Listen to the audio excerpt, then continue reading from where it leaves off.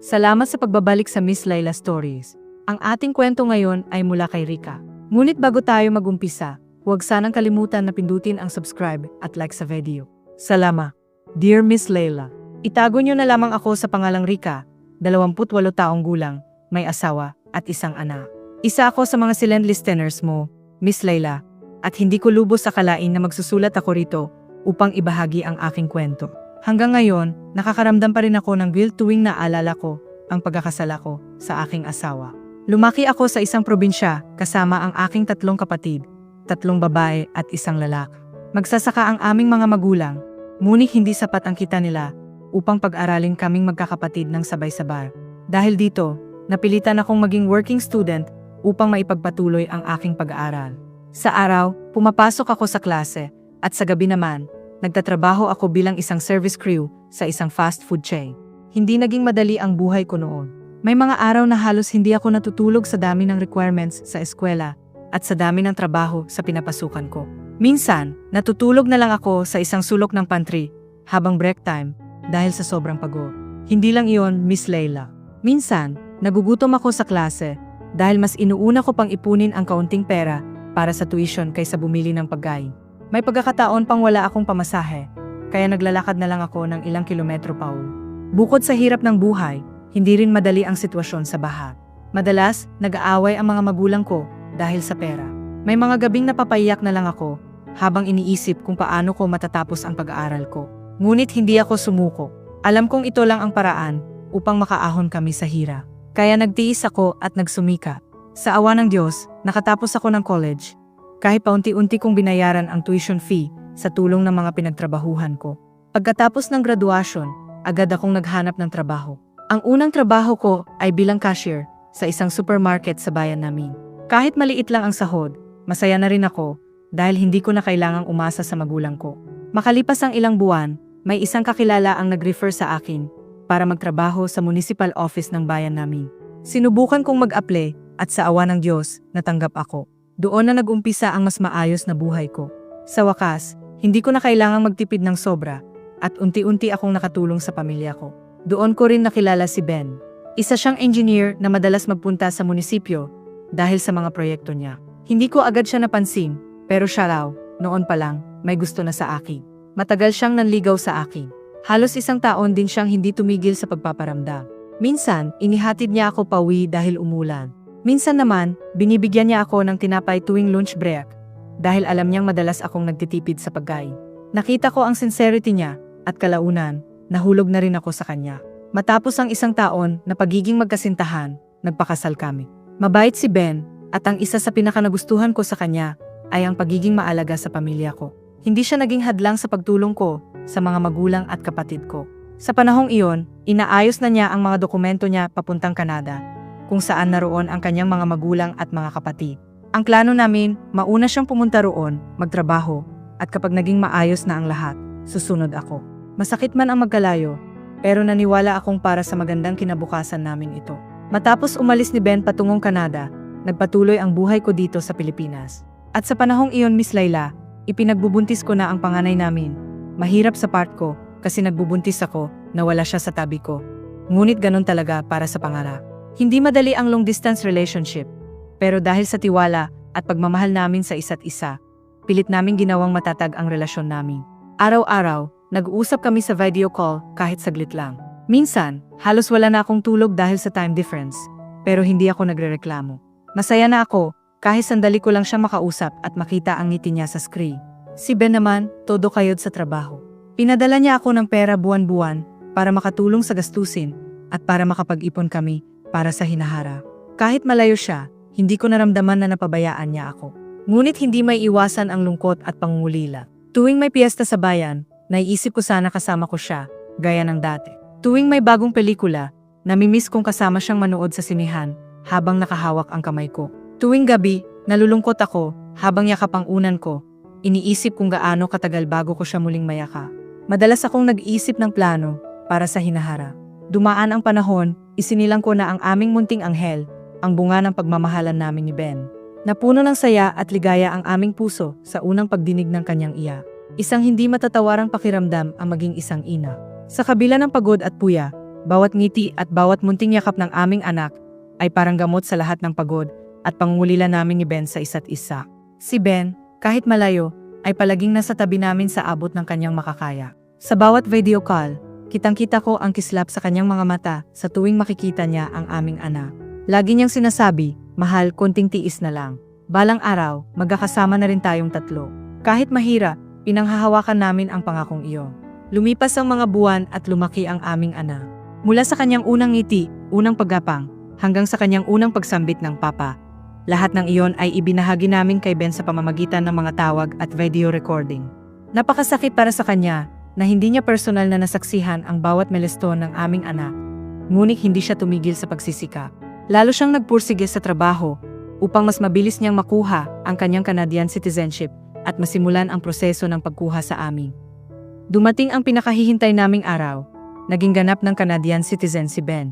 Hindi ko maipaliwanag ang tuwa ko noong tinawagan niya ako at sinabing, "Mahal, malapit na. Malapit na tayong magsama-sama." Hindi ko napigilang mapaiyak sa sobrang tuwa at pananabi. Sa wakas, hindi na lang pangarap ang aming pamilya, magiging totoo na ito. Agad kaming nagsimula sa pagproseso ng aming mga dokumento.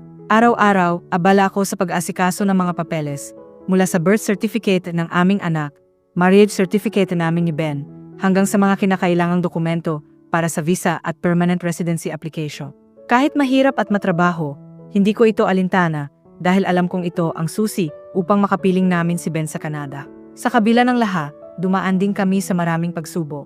May mga araw na tila ba napakatagal ng proseso, parang walang kasiguraduhan. Minsan, may mga papeles pang kulang na kailangang ayusin, pero hindi kami sumuko. Palagi akong pinalalakas ni Ben sa kanyang mga mensahe. "Mahal, hindi tayo pwedeng sumuko. Para ito sa atin, para sa kinabukasan ng anak natin." Isang araw, kinailangan kong magbiyahe papuntang Maynila dahil may kailangan akong asikasuhin sa embassy. Iniwan ko muna ang anak ko, kina mama, at agad akong uwi kapag natapos ko na ang aking laka. Pagdating ko doon, umaga na at dumiretso ako sa embassy kahit pagod ako sa biyahe. Naging maayos naman ang aking transaksyon at hapon na nang matapos ako. Pumunta ako kaagad sa terminal ng bus pauwi ng probinsya. Sobrang pagod ako noong araw na yon at antok na antok na. Ngunit pagdating ko sa terminal, nagulat ako dahil siksikan ang mga pasahero. Hindi ako nakapagpareserba ng tiket dahil hindi ko inakala na ganito pala karami ang Nawala sa isip ko na long weekend, pala kaya dagsa ang mga pauwi sa probinsya. Lumipat ako sa kabilang terminal ng bus, ngunit ganoon din karami ang tao. Fully booked na lahat ng biyahe, at kinabukasan pa ng umaga ang unang available na tiket. Tanging chance passenger lang ang pag-asa kong makasakay, ngunit malabo yon dahil sa dami ng tao. Umupo muna ako sa gilid upang mag-isip kung ano ang aking gagawin. Habang nagpapahinga, may narinig akong pamilyar na boses na tumawag sa akin. Si Eric. Isa siya sa mga kakilala ko na taga roon din sa amin, ngunit nasa kabilang barangay sila. Awirin daw siya ngunit pareho, kaming hindi nakapagpareserba ng tiket. "Rika, kanina pa ako dito. Ang hirap sumakay, sobrang dami ng pasahero," sabi niya habang nakangit. Napangiti na lang din ako at napabuntong hininga. Hindi ko rin akalain na ganito pala karami ang tao. Wala na tayong magagawa kundi maghintay. Nagkwentuhan kami habang nakaupo sa gilid ng terminal. Matagal na rin kasi kaming hindi nagkikita, kaya marami kaming napag-usapan tungkol sa trabaho, pamilya, at kung ano-ano pa. Masaya ang kwentuhan namin, ngunit pareho kaming ramdam na ramdam ang pagod. Lumalim na ang gabi, ngunit wala pa rin kasiguraduhan kung makakasakay kami. Habang naghihintay, napansin kong madilim na ang paligid. Marami pa rin ang pasaherong nagbabaka sakaling may bakanteng upuan.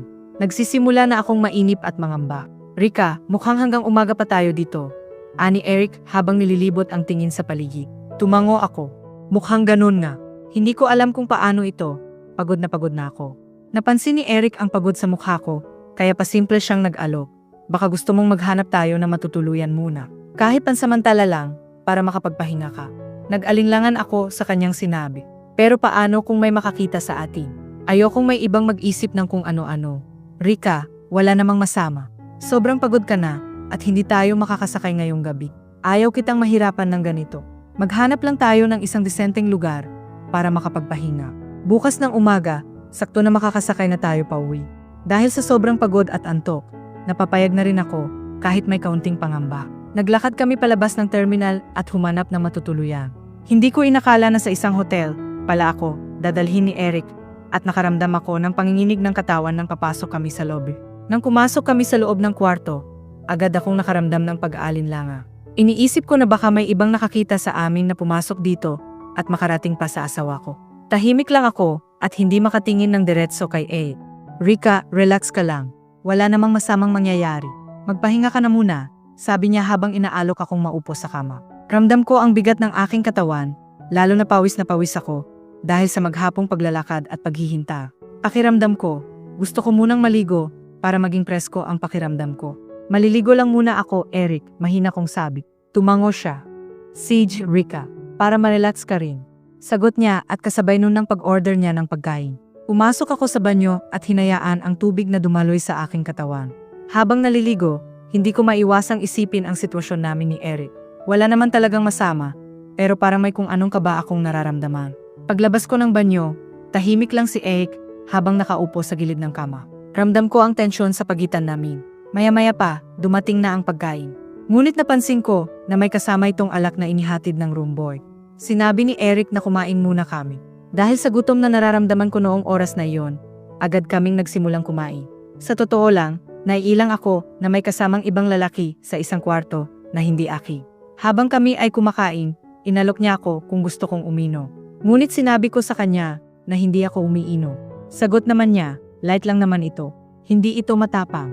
Para naman hindi nakakahiya sa kanya, napilitan akong sumang-ayon. Sige, pero kaunti lang ha, sabi ko. Agad niyang nilagyan ang baso ko at iniabot sa akin. Nang matikman ko ito, hindi naman ito gaanong mapait. Habang nagkukwentuhan kami ni Eric, unti-unting napapawi ang aking pangamba. Ang dami niyang kwento at halos lahat ay nakakatawa. Hindi ko namalayan na napaparami na pala ang naiinom ko. Sa tuwing paubos na ang laman ng baso ko, agad niya itong pinupuno nang hindi ko namamalaya. Lumipas pa ang ilang minuto at napansin kong paubos na pala ang laman ng bote ng iniinom namin. Pakiramdam ko ay unti-unti na rin akong nahihilo. Maya-maya, napunta ang usapan namin sa mga dating karanasan ni Eric. Marami na siyang naging girlfriend at lahat ng iyon ay natikman niya. Bahagyang nagbago ang tono ng aming pag-uusap. Napansin kong mas naging malalim at seryoso ang kanyang mga tanong. Hindi ba mahirap? Ibig kong sabihin, paano mo na mamanage ang pangangailangan mo? Malayo ang asawa mo. Tanong niya bigla. Natigilan ako. Hindi ko alam kung paano sasagutin yon. Ngunit sinabi ko na lang, hindi ko naman kailangan yon. Ngunit hindi doon natapos ang usapan. Patuloy siyang nagtanong, tila may gustong ipahating. Hindi ko namalayan na palapit na pala siya sa akin habang nag-uusap kami. Hanggang sa isang sandali, naramdaman ko na lang na magkatabi na kami sa kama. Bumaba ang boses niya, tila isang pabulong na kumpisal. Gusto kitang tulungan, Rika, punan ang pangangailangan mo, sabi niya. Kasabay ng kanyang mga salita, marahan niyang hinawakan ang aking kamay. Hindi ako nakaimi. Pakiramdam ko ay bigla akong namula. Natigilan ako sa sandaling iyon, Miss Layla. Dahil sa hindi ko pagtugon sa tanong ni Eric, muli siyang kumilos. Siguro ay iniisip niya na dahil sa pagwalang kibo ko, ay sumasang-ayon ako sa kagustuhan niya. Mabilis kumilos si Eric, Miss Layla. Bahagya niya akong pinatayo. Saka siya umupo sa likuran ko at muli niya akong hinila at pinaupo sa harapan niya. Sa makatuwid ay nakakalung na ako sa kanya. Hindi ko rin maintindihan ang sarili ko sa oras na yon, Miss Layla, lalo na nang maramdaman ko ang init ng naupuan ko mula kay Eric na nagmumula sa likuran ko. Hindi ako makagalaw nang halikan ako ni Eric. Siguro ay dahil na rin sa pangmulila ko ay Ben at sa epekto ng nainom ko ay wala na akong tanggi sa mga ginagawa ni Eric. Mabilis kumilos si Eric, Miss Layla, inihiga niya ako at sa kanya inumpisahan ang kanyang orasyon. Wala akong nagawa, Miss Layla, kundi magpaubaya kay Eric. Paulit-ulit niya iyong ginawa sa akin at nagpakasawa siya. Halos hindi niya ako pinatulog ng magdama. Inaamin ko sa aking sarili na nagustuhan ko din naman yun. Kinabukasan, maaga kaming nagising at agad na naghanda para bumalik sa terminal. Tahimik lang kami habang naghihintay ng bus. Alam namin pareho na ang nangyari kagabi ay isang lihim na kailangang manatiling sa amin lang. Nang sa wakas ay dumating ang aming bus, sabay kaming sumakay at umuwi sa probinsya na parang walang nangyari. Ngunit sa loob ko, alam kong hindi na magiging pareho ang lahat pagkatapos ng gabing iyon. Sa ngayon ay iniisip ko na baka magbunga ang ginawa namin ni Eric. Sana nga hindi, dahil masisira ang mga pangarap namin ni Ben. Ano ang aking gagawin?